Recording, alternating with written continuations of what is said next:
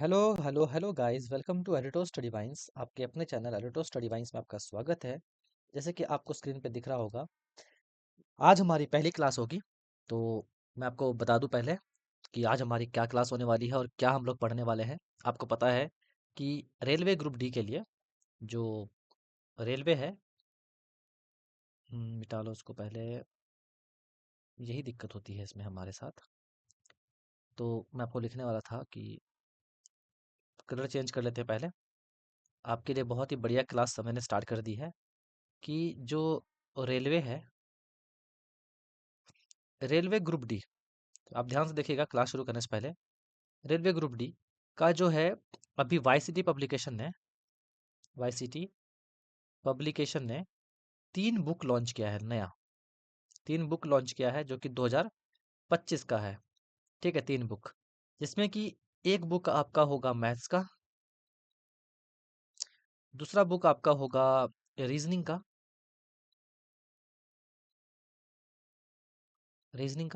और तीसरा बुक आपका होगा जीके और जीएस का। तो इसी में दोनों कंपाइल है। तो आपको पता है कि हम ये पढ़ा रहे हैं आपको। इसको नाम दिया गया है वॉल्यूम 1, वॉल्यूम फर्स्ट इसको नाम दिया गया है। इसको वॉल्यूम सेकंड नाम दिया गया है, और इसको वॉल्यूम थर्ड नाम दिया गया है। तो जिसको पता होगा वो जानते हैं कि ये तीन जो है, तीनों वॉल्यूम अभी 2025 में ग्रुप डी के लिए जो है लॉन्च हुआ है। और इसमें सारे के सारे जो है पी वाई क्यूज हैं आपके ग्रुप डी के।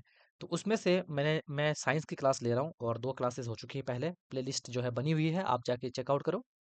और आज जो है हमारी फर्स्ट क्लास है, ये जो हमारा इतिहास है यानी कि जीके, जीके यानी कि जनरल नॉलेज का हमारा क्लास फर्स्ट है। क्लास आज फर्स्ट है हमारा। तो आज हम क्लास फर्स्ट लेने वाले हैं। तो इसलिए मैं थोड़ा सा आपको बता रहा हूँ कि अगर आपको इन तीनों वॉल्यूम्स का अगर कंप्लीट ई बुक पीडीएफ चाहिए, कौन सा ई बुक अगर आपको पीडीएफ चाहिए जिसमें कोई वाटर मार्क नहीं है, ठीक है, नो वाटर मार्क, और अच्छे से आप पढ़ सकते हो, पढ़ा सकते हो ऐसे ही, तो अगर और अच्छी तैयारी कर सकते हो, कहीं वाटर मार्क नहीं मिलेगा। तो आपको स्क्रीन पे नंबर, वैसे मेरा नंबर चल रहा होगा, लेकिन फिर भी आप 7070494476 पे आप सिर्फ और सिर्फ व्हाट्सअप मैसेज करना। क्या करोगे आप? सिर्फ और सिर्फ व्हाट्सअप पे मैसेज करना, जिससे कि आपको कंप्लीट पीडीएफ जो है आपकी हो जाएगी बहुत ही नॉमिनल कॉस्ट पे। अगर आप इनकी प्राइस की बात कर लो, तो आपको लगभग लगभग ये 800 800 800, लगभग लगभग ये 2400 आपको प्लस पड़ने वाला है, बुक बुक। ठीक है, तो इसीलिए लेटेस्ट एडिशन है ये। और हिंदी इंग्लिश दोनों में अवेलेबल है, आपको जिसमें चाहिए आपको मिल जाएगा। तो आज हम लोग क्लास फर्स्ट स्टार्ट करने वाले हैं। उससे पहले इंट्रोडक्शन था थोड़ा सा ये। तो क्लास फर्स्ट से पहले जो है थोड़ा सा आपको मैंने बता दिया इसके बारे में। तो इतिहास हम लोग आज स्टार्ट करने वाले हैं, और डेली क्लासेस आएगी हमारी अब। और बहुत जल्दी जो है मैं मैथ्स की और रीजनिंग की भी स्टार्ट करने वाला हूँ। ठीक है, बहुत जल्दी जो है मैथ्स और रीजनिंग का भी सेम क्लास जो है ऐसे ही स्टार्ट होने वाला है, जिसमें हम लोग सारे के सारे प्रीवियस ईयर क्वेश्चन देख रहे होंगे। अगर आपको खुद से जल्दी खत्म करना है तो फिर आपको पीडीएफ लेके आपको पढ़ लेना होगा। ठीक है, तो चलिए हम लोग जो है क्वेश्चन पढ़ते हैं। हिस्ट्री में पहला ही आता है हमारा। हमारा शुरू होता है पाषाण काल से। कहाँ से शुरू होगा? पाषाण काल से। तो चलिए इसको निब को थोड़ा सा पतला कर लेते हैं हम लोग। Stone age. स्टोन एज से जो है आपका क्वेश्चन जो है किस किस टाइप से क्वेश्चन बना है, और उसके साथ में जो है आंसर पूरे एनालिसिस के साथ पढ़ेंगे। बड़ा मजा आने वाला है। तो अगर आपने सेशन को लाइक नहीं किया है तो लाइक कर लें, सब्सक्राइब कर लें। क्वेश्चन है, सिंधु घाटी सभ्यता डैश वर्ष पुरानी है। तो सिंधु घाटी सभ्यता याद रखिएगा 3000 ईसा पूर्व जो है पुरानी है। ऑप्शन नंबर क्या हो जाएगा? सी सही हो जाएगा। और दक्षिण में गंगा घाटी के निचले क्षेत्र व उत्तर में मालवा तक जो है फैली हुई थी। कहाँ तक फैली हुई है? दक्षिण में गंगा घाटी। ये सब लाइन आपको याद रखना है, दक्षिण में गंगा घाटी और उत्तर में मालवा तक जो है यह फैली हुई थी। और ये लगभग लगभग 300 ईसा पूर्व वर्ष पुरानी है। 3000 ईसा पूर्व जो है वर्ष पुरानी है। तो इसके बारे में कुछ डिटेल देख लेते हैं। सिंधु घाटी सभ्यता को हड़प्पा सभ्यता भी कहते हैं। पहली बात है, सबको लगता होगा कि दोनों सभ्यता अलग अलग है क्या? बिल्कुल नहीं, दोनों एक ही है। सिंधु घाटी सभ्यता को ही हड़प्पा सभ्यता कहा जाता है। इस सभ्यता का नामकरण जो है हड़प्पा नामक स्थल, जहां पर यह संस्कृति पहली बार खोजी गई थी, के नाम पर रखा गया है। तो सबसे पहले जो है यह संस्कृति कहाँ खोजी गई थी? तो हड़प्पा नामक स्थल में खोजी गई थी। यह स्थल रावी नदी के तट पे, याद रखिएगा, ये लाइन याद रखिएगा, इंपॉर्टेंट है, तट पर जो है स्थित है। तो जो सिंधु घाटी सभ्यता है, या फिर मैं बोलूँ हड़प्पा सभ्यता है, यह रावी नदी के तट पर स्थित है। इसकी खोज जो है 1921 में दयाराम साहनी ने एवं माधव स्वरूप वत्स द्वारा की गई। बच्चों को सिर्फ एक बात पता होता है, आप देखना मैक्सिमम किताबों में लिखा रहेगा कि 1921 में दयाराम साहनी द्वारा जो है हड़प्पा सभ्यता की खोज की गई, लेकिन माधव स्वरूप वत्स के बारे में कोई नहीं जानता। जो इनके साथी थे माधव स्वरूप वत्स, ठीक है, इनके द्वारा भी खोजी गई। इस हड़प्पा स्थल की वर्तमान भौगोलिक स्थिति जो है पाकिस्तान का जो मांट गोमरी जिला है, एक जिला पड़ेगा आपको, मांट गोमरी जिला, इस काल का जो वहाँ पे स्थित है अभी। हड़प्पा सभ्यता अपने बिहार अपने भारत में नहीं है। इसका काल जो है निर्धारण सबके अलग अलग हिसाब से हुआ है। जैसे कि एनसीईआरटी को कहता है कि 2600 से 1900 ईसा पूर्व के बीच में जो है हड़प्पा सभ्यता की खोज हुई है, या फिर इतनी पुरानी है। परिपक्व हड़प्पा संस्कृति का जो है अस्तित्व मोटे तौर पर जो है 2500 ईसा पूर्व एवं 1900 ईसा पूर्व के बीच रहा। रेडियो कार्बन C14 जैसी नवीन विश्लेषण पद्धति के द्वारा सिंधु घाटी सभ्यता की सार्वमान्य जो है तिथि है वो 2500 ईसा पूर्व से लेकर 1750 ईसा पूर्व मानी गई है। ठीक है, ये याद रखिएगा। कुछ इतिहासकार सिंधु घाटी सभ्यता की तिथि 3250 ईसा पूर्व से 2750 ईसा पूर्व मानते हैं। कुछ इतिहासकार सिंधु घाटी सभ्यता की तिथि जो है 3250 ईसा पूर्व से 2700 ईसा पूर्व जो है मानते हैं। ठीक है, इसलिए विकल्प जो है सी बिल्कुल सही होगा, क्योंकि एवरेज बताया गया है कि 3000 जो है वर्ष पुरानी है सिंधु घाटी सभ्यता, ईसा पूर्व। आपको ये बात याद रखना है। ठीक है, एक क्वेश्चन हमारा खत्म हो गया। 2018 में पूछा गया था वो, ये भी देखिए 2018 में 2 शिफ्टों में पूछा गया क्वेश्चन है। तो क्वेश्चन कौन सा है देख लीजिए आप यहाँ पे। डैश का विकास 5000 बीसीई से मालवा के दक्षिण की ओर एवं उत्तर में गंगा घाटी की जो है और वाई, अभी भी जस्ट मैंने बताया सिंधु घाटी सभ्यता के बारे में। तो क्वेश्चन जो है आपको घुमा दिया। ठीक है, यहाँ कहीं 5000 आ गया, कहीं भी इसकी जगह आपको 3000 मिल जाएगा देखने को, कहीं इसकी जगह 2500 देखने को मिल जाएगा। तो सब अपने अकॉर्डिंग डालेगा। ठीक है, बस आपको इतना याद रखना है कि मालवा से दक्षिण की ओर और उत्तर में जो है गंगा घाटी तक जो है सिंधु घाटी सभ्यता ही है, फैली हुई है। ठीक है, ये याद रखना है आपको। अभी मैंने जस्ट उस क्वेश्चन को ही जो है पलटा दिया इसने। तो क्वेश्चन देखो एक ही रहता है, लेकिन पूछने का तरीका अलग अलग हो जाता है इनका। तो सिंधु घाटी सभ्यता का विकास जो है 5000 ईसा पूर्व में, माल देखा अभी 5000 बोल दिया, अभी कुछ देर पहले मैंने क्या बताया, 3000 बताया था मैंने अभी 3000 पहले, कुछ देर पहले ही मैंने 3000 बताया। तो वो बात है, ईसा पूर्व जो है मालवा के दक्षिण की ओर एवं उत्तर की ओर जो है गंगा घाटी के पूर्व में हुआ है। ये बात याद रखिएगा। अगला है, निम्नलिखित में से कौन सा सिंधु घाटी सभ्यता का महत्वपूर्ण स्थल नहीं है। कालीबंगा बिल्कुल है, हड़प्पा बिल्कुल है, मोहनजोदड़ो ये भी है, आजमगढ़ ये नहीं है। ठीक है, आजमगढ़ ऐसा कोई स्थल नहीं है। तो ऑप्शन नंबर डी ही क्या हो जाएगा, ठीक हो जाएगा। ठीक है, कालीबंगा है, हड़प्पा है, मोहनजोदड़ो है, बाकी सब है, लेकिन आजमगढ़ नहीं है। आजमगढ़ नहीं है। चलिए, जैसे यहाँ लिखा भी हुआ है ऑप्शन नंबर डी, सिंधु सभ्यता का जो है या फिर सैंधव सभ्यता, इसको दोनों में से कुछ भी नाम से पुकार सकते हो, सिंधु सभ्यता बोलो या फिर सैंधव सभ्यता बोलो। पीडीएफ कहाँ मिलेगी वो मैंने बता दिया है ऑलरेडी, तो बार बार आप परेशान मत होना। सिंधु सभ्यता या सैंधव सभ्यता सभ्यता जो है नगरीय सभ्यता थी। सैंधव सभ्यता के प्रमुख स्थल जो है निम्नलिखित है। कौन कौन से हैं सिंधु घाटी सभ्यता के स्थल? मोहनजोदड़ो हो गया, हड़प्पा हो गया, चनहुदड़ो हो गया, लोथल हो गया, बनावली, धोलावीरा, राखी गढ़ी, कालीबंगा, कालीबंगन, ये चूड़ियों के लिए फेमस था। ये सारी बातें हम लोग आगे पढ़ने वाले हैं। अर्थात सिंधु घाटी सभ्यता में आजमगढ़ यानी कि यूपी का कोई स्थान नहीं है। यूपी का कोई स्थान नहीं है। नेक्स्ट है आपका, मोहनजोदड़ो का नाम का अर्थ जो है डैश में मुर्दों का टीला है, तो यानी कि सिंधी भाषा में, सिंधी भाषा में जो है मुर्दों का टीला कहते हैं मोहनजोदड़ो को। तो ऑप्शन नंबर डी सही हो जाएगा। सिंधी भाषा में मोहनजोदड़ो का अर्थ क्या है, मृतकों का टीला है। यह दुनिया का सबसे पुराना नियोजित और उत्कृष्ट शहर माना जाता है। यह सिंधु घाटी सभ्यता का सबसे परिपक्व शहर है। तो हमारा पहला जो है पार्ट खत्म हो गया। अब आता है आपका वैदिक सभ्यता। यानी कि वैदिक सिविलाइजेशन। तो आई होप आपको 4 क्वेश्चन जो है अच्छे समझ में आया होगा, याद भी हो गया होगा। देखो मैं एग्जाम से पहले ख़त्म करवा पाऊँ कि नहीं करवा पाऊँ मुझे नहीं पता, लेकिन आपको जो है पीडीएफ ले लेना है। और पीडीएफ के लिए आप 7070494476 इस पे व्हाट्सअप मैसेज करना है, ठीक है। ईजिली ईजिली आपको जो है इस पे करना है, तो आपको आराम से जो है पीडीएफ मिल जाएगा। तो पहला क्वेश्चन है इसका, पहला क्वेश्चन है आपको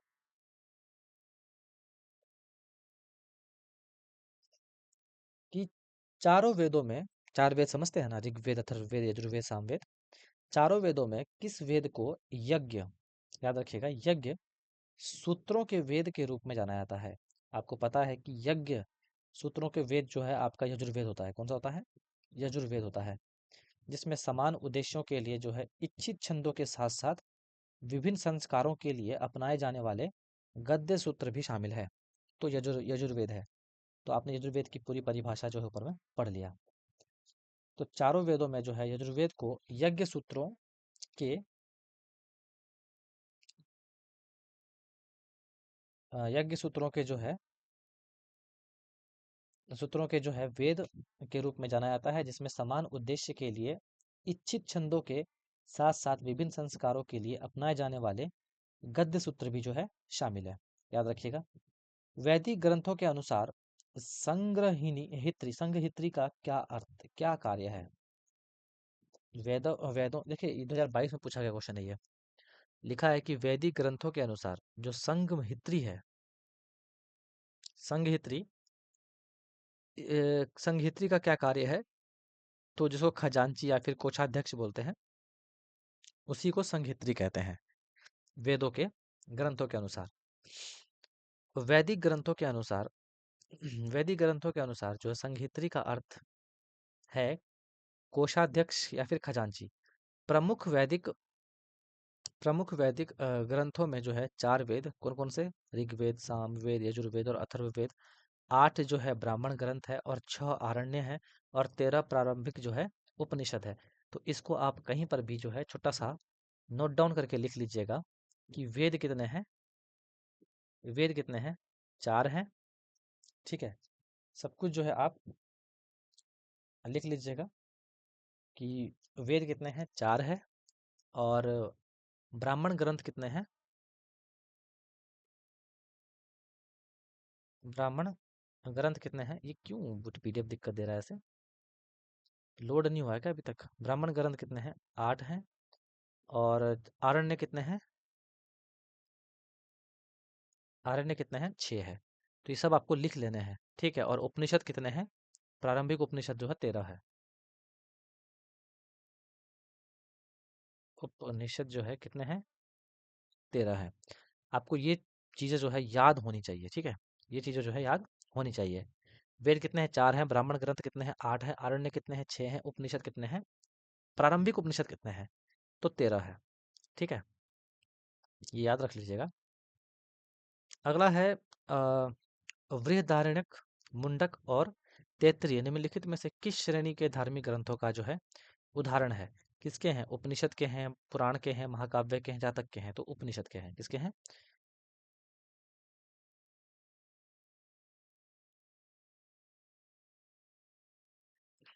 तो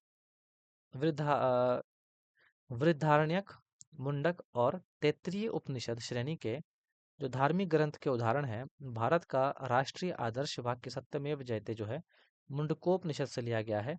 पुराणों की संख्या कितनी है? 18 है। मत्स्य पुराण जो है सबसे पुराना है। तो याद रखिएगा, पुराणों की संख्या कितनी है? 18 है।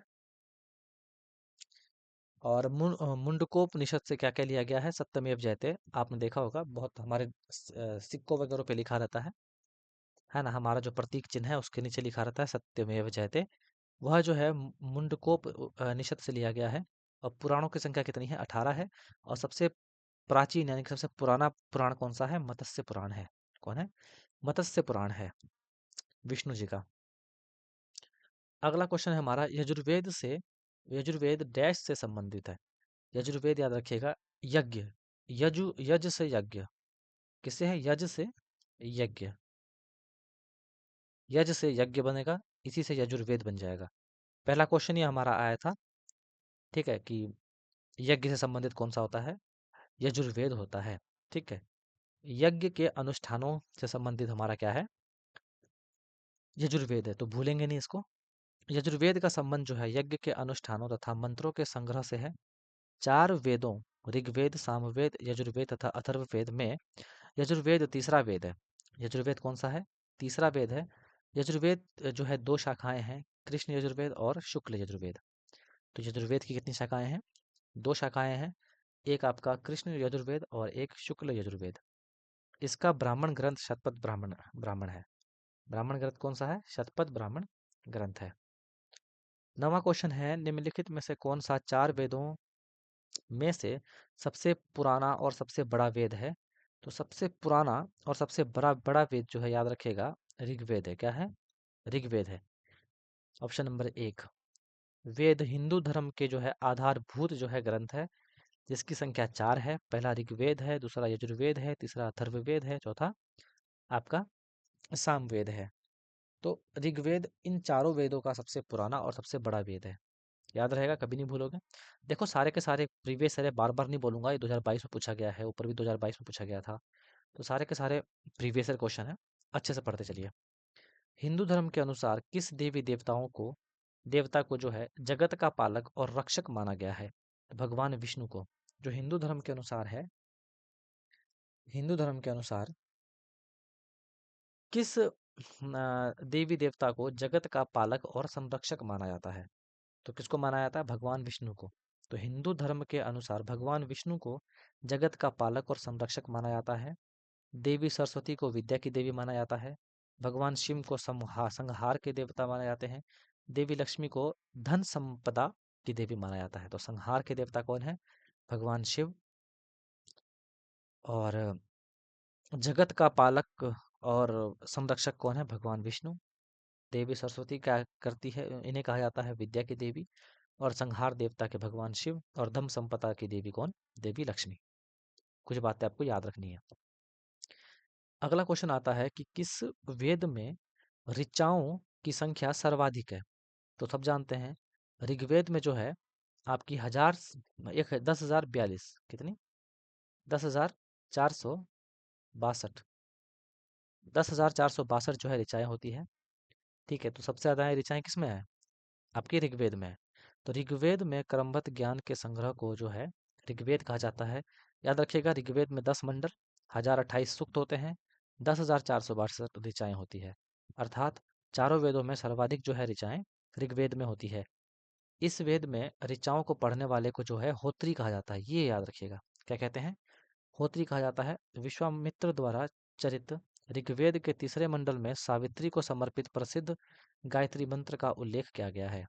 ठीक है, गायत्री मंत्र का उल्लेख कहाँ किया गया है? ऋग्वेद में ही किया गया है, ऋग्वेद के तीसरे मंडल में। ऋग्वेद के तीसरे मंडल में किया गया है, याद रखिएगा। 12वां क्वेश्चन है, उपनिषद शब्द का उप शब्द को क्या दर्शाता है? गुप्तता, निकटता, समग्रता या फिर खुशी?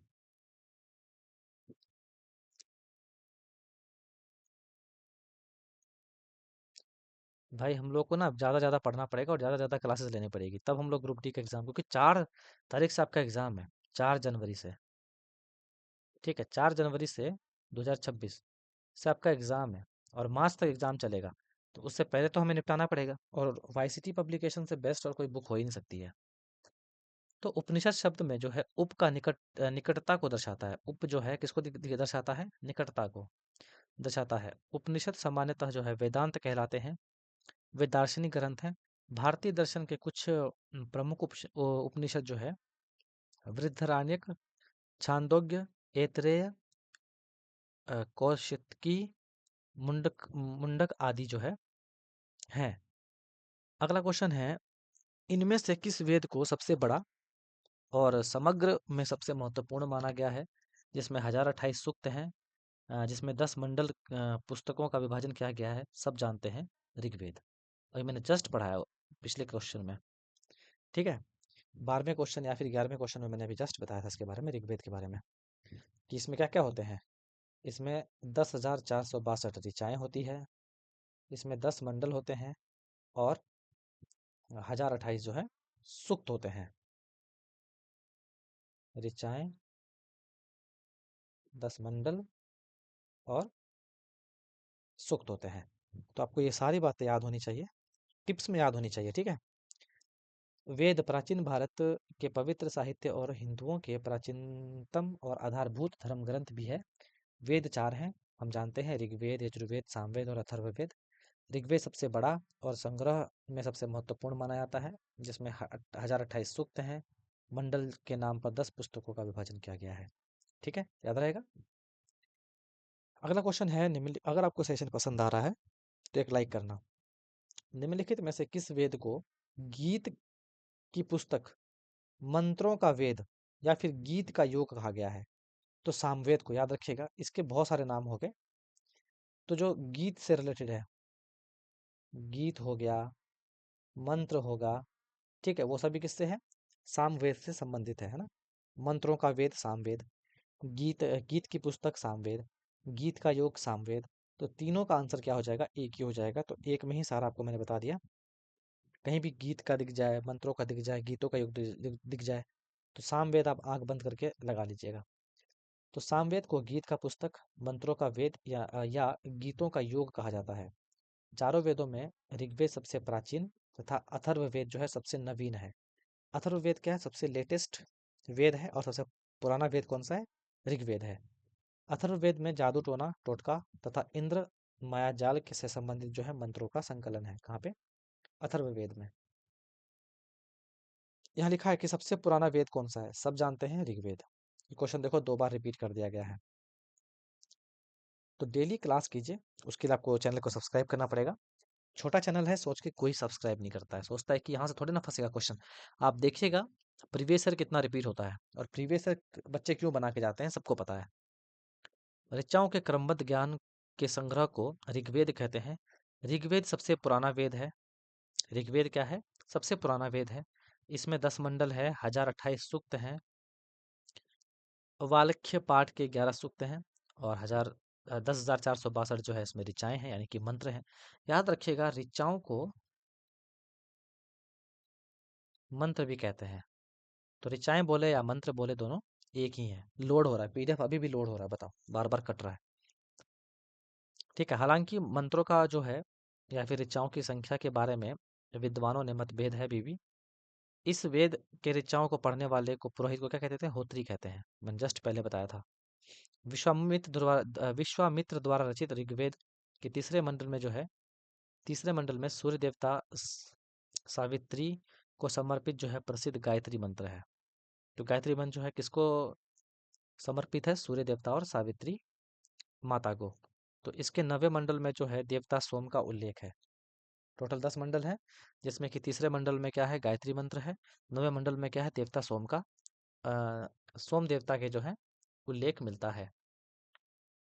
16वां क्वेश्चन है, निम्नलिखित में से किस वेद में संगीत से संबंधित ज्ञान, अभी जस्ट मैंने कुछ देर पहले बताया था, सामवेद। क्या बताया था? सामवेद। संगीत हो गया, गीत हो गया, ये सभी किससे है? सामवेद से। तो सामवेद संगीत से संबंधित वेद है। साम का अर्थ होता है गान। सामवेद के संकलन मंत्रों को देवताओं की स्तुति के समय गाया जाता था। सामवेद में कुल जो है 1875 ऋचाएं हैं। इसमें से 75 ही सामवेद के हैं, शेष जो है ऋग्वेद से ग्रहण किए गए हैं। ठीक है, याद रखिएगा। 17वां क्वेश्चन है, निम्नलिखित में से कौन सा वेद जादुई अनुष्ठानों और वशीकरण के बारे में बताता है? तो मैंने अभी जस्ट कुछ देर पहले बताया था आपको इसके बारे में। कौन सा हो जाएगा? अथर्ववेद। अथर्ववेद ऑप्शन में देख लीजिए, वही मिलेगा देखने को।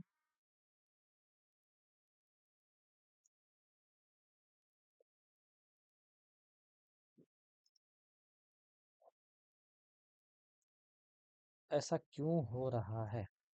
एक सेकंड में जरा फिर से लोड करूँ पीडीएफ को। हाँ, अब ठीक है, अब नहीं होना चाहिए। तो अब कौन सा होगा आपका? अथर्ववेद हो जाएगा।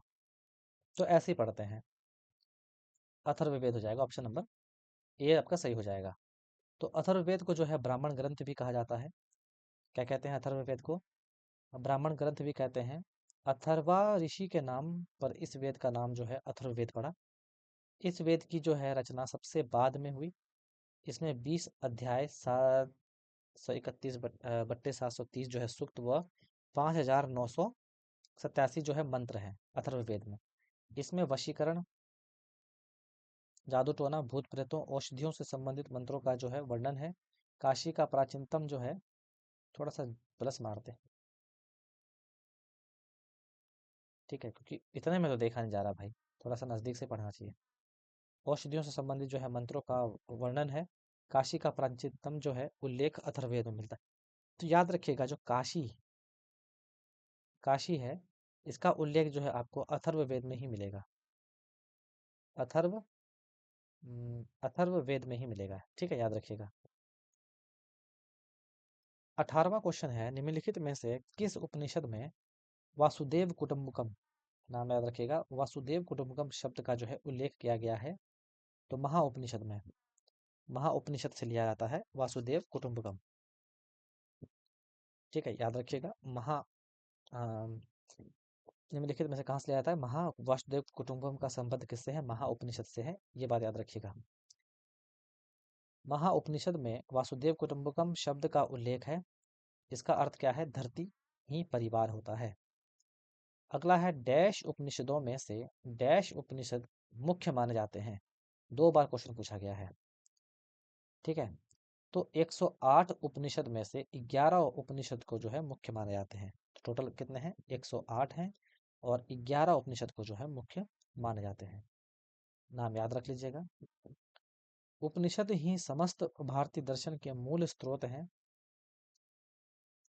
बड़ा बड़ा सेशन लेना पड़ेगा मुझे, ठीक है, ऐसे कुछ कुछ क्वेश्चन करके नहीं होगा। उपनिषद ही समस्त भारतीय दर्शन के मूल स्रोत हैं। इन्हें जो है वेदांत भी कहा जाता है। सत्यमेव जयते भारत का राष्ट्रीय आदर्श वाक्य है, जो मुंडकोपनिषद से लिया गया है। भारतीय इतिहास में मुक्तिका उपनिषद में 108 उपनिषदों का उल्लेख मिलता है, लेकिन 11 उपनिषद ही जो है प्रमाणिक हैं, जिसमें बृहदारण्यक उपनिषद सबसे बड़ा है, और मांडुक्योपनिषद सबसे छोटा यानी कि 12 श्लोक हैं, तथा छांदोग्य उपनिषद जो है सबसे पुराना है। तो अभी हमारा उपनिषद भी खत्म हो गया, और हमारा वेद भी खत्म हो गया। तो अब हमारा तीसरा आता है महाजनपद काल, ठीक है, क्या आता है? महाजनपद पीरियड। तो मैंने आपको बता दिया, बार बार नहीं बताना पड़े मुझे। आपको अगर तीनों बुक का पीडीएफ चाहिए, ग्रुप डी की कंप्लीट तैयारी इससे हो जाएगी, ठीक है, तीनों बुक का पीडीएफ चाहिए, तो आपको 7070494476, ठीक है, इस पे आपको व्हाट्सअप मैसेज करना पड़ेगा। मुझे लगता है मैंने जो जूम करके रखा हुआ है ना, इसीलिए जो है ये बार बार कटता है। तो इस पे आपको व्हाट्सअप मैसेज करना पड़ेगा, जिससे कि कंप्लीट आपका पीडीएफ हो जाएगा।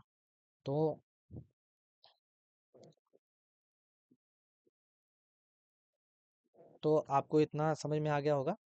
तो चलिए, आज के लिए हम लोग इतना ही रहने देते हैं, ठीक है। तो 19 क्वेश्चन हमारा कंप्लीट हुआ आज, और हमें इतने से क्वेश्चन से तो काम होगा नहीं हमारा, लेकिन आज के लिए हम लोग इतना ही रहने देते हैं। पीडीएफ कहाँ मिलेगी मैंने सब कुछ आपको बता दिया है।